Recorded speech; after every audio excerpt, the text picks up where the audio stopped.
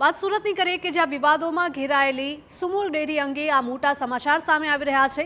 સુમુલ ડેરીના તમામ ડિરેક્ટરને દૂર કરવામાં આવ્યા છે। સુમુલ ડેરીના 75 વર્ષના ઇતિહાસમાં પ્રથમવાર કસ્ટોડિયનની નિમણૂક કરવામાં આવી છે। સુમુલમાં કસ્ટોડિયન તરીકે રાજ્યના જોઈન્ટ રજિસ્ટ્રાર HR પટેલની નિમણૂક થઈ છે। આગામી દિવસોમાં સુમુલ ડેરીની ચૂંટણી મુદ્દે નિર્ણય લેવાયો હોવાની ચર્ચા। संवाददाता बलदेव जोड़ा है। बलदेव जणावशो कि सुमूल डेरीने लईने आ सौथी मोटा समाचार कही शकाय, कारण के 75 वर्षना इतिहासमां आवुं प्रथम वखत बन्युं छे। दक्षिण गुजरातनी सौथी मोटी सहकारी जे मंडળી કહેવાય એટલે સુમૂલ ડેરી, કારણ કે સુમૂલ ડેરીની અંદર દક્ષિણ ગુજરાતના અને જે બહારથી જે દૂધ આવતું હોય છે તે મોટા પ્રમાણમાં જે છે તે અલગ અલગ પ્રોડક્ટો બનાવતી હોય છે અને સુમૂલ ડેરી છે એ કરોડો રૂપિયાનું જે ટર્નઓવર કરતી હોય છે।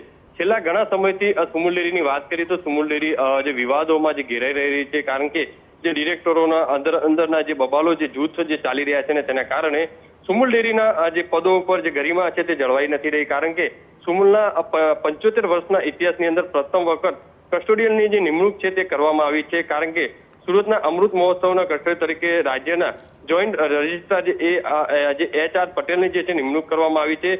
सहकारी जो मंत्री है તેમના સુધી આખી જે વાત પહોંચી હતી, કારણ કે સુમૂલ ડેરીની અંદર જે બહારથી દૂધ લાવી અને મંડળીની અંદર આપતા હોવાની જે ફરિયાદ ઉઠી હતી ને તેના કારણે જે MD દ્વારા જે છે દંડ આપવાની પણ કામગીરી કરી હતી અને ત્યારબાદ જે બેઠક મળી હતી, બેઠકની અંદર જે કેટલાક ડિરેક્ટરો દ્વારા જે ઓડિયો વાયરલ કરી અને જે વાયરલ કરવા માટેની જે આખી જે પ્રક્રિયા કરી હતી તેને લઈને ક્રાઇમ બ્રાન્ચમાં પણ આ બાબતે તપાસ ચાલી રહી છે કેટલાક ડિરેક્ટરો વિરુદ્ધ।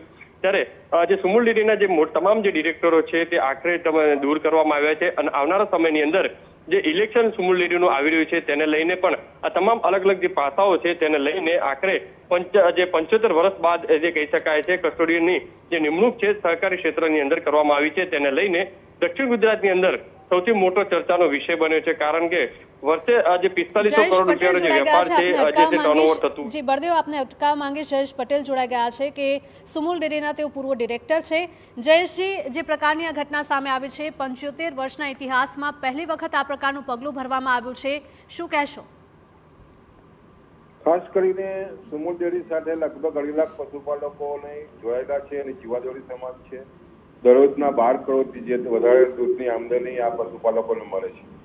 અમારા વડીલોએ સ્થાપેલી સંસ્થા જે રીતે પહેલી વખત કસ્ટોડિયન નિમણૂક થઈ છે ખૂબ જ દુઃખદ બાબત છે અને ખાસ કરીને સુમૂલના નિયામક મંડળે એપ્રિલમાં જે ડિસ્ટ્રિક્ટ રજિસ્ટ્રારે જે ચૂંટણી કરવાની હોય છે અને દરખાસ્ત 24મી એપ્રિલે અમે રજૂ કરી હતી, પણ જે રીતે ડિસ્ટ્રિક્ટ રજિસ્ટ્રારે જે મનમાની કરી છે અને ચૂંટણી ન કરવાને કારણે જે રીતે રાજ્ય સરકાર તરફથી કસ્ટોડિયન નિમાયા છે, સમગ્ર સુરત જિલ્લાના પશુપાલકોમાં ખૂબ જ દુઃખદની લાગણી ઊભી થઈ છે અને ખાસ કરીને જ્યારે 75 વર્ષમાં પહેલી વખત કસ્ટોડિયન નિમણૂક થતી સ્વાભાવિક છે કે પશુપાલકોમાં ખૂબ જ આક્રોશ છે અને આમાં જે કારણભૂત છે ખાસ કરીને બિહાર જે પાછળ જે પોતાની જે ભૂમિકા ભજવી છે એ ખૂબ જ શંકાસ્પદ છે અને એને કારણે આ ચૂંટણી ન થવાને કારણે કસ્ટોડિયન નિમણૂક થઈ છે।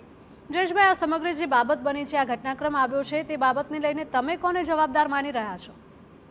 અમે ચોક્કસ મેં કીધું એ પ્રમાણે ડિસ્ટ્રિક્ટ રજિસ્ટ્રારે જે ભૂમિકા ભજવવાની હોય, સમય મર્યાદામાં જ્યારે ચૂંટણી કરાવવાની હોય, સંપૂર્ણ કામગીરી ડિસ્ટ્રિક્ટ રજિસ્ટ્રારની છે અને જ્યારે સુમૂલના બોર્ડે પણ ઠરાવ કરીને અમને 22મી એપ્રિલે કે ચૂંટણી અમારી 9મી ઓગસ્ટે ડ્યુ થાય છે તો અમારી ચૂંટણીની કાર્યવાહી કરવી જોઈએ। ચૂંટણીની મતદાર યાદી પણ સંપૂર્ણ રજૂ કરી હતી, પણ જે રીતે એમણે પોતાની મનમાની કરીને ચૂંટણી ન કરાવી અને કારણે કસ્ટોડિયન નિમણૂક થવા પામી છે। બિલકુલ જયેશભાઈ, આપ અમારી સાથે જોડાયા, બાતચીત કરી તે બદલ આપનો આભાર।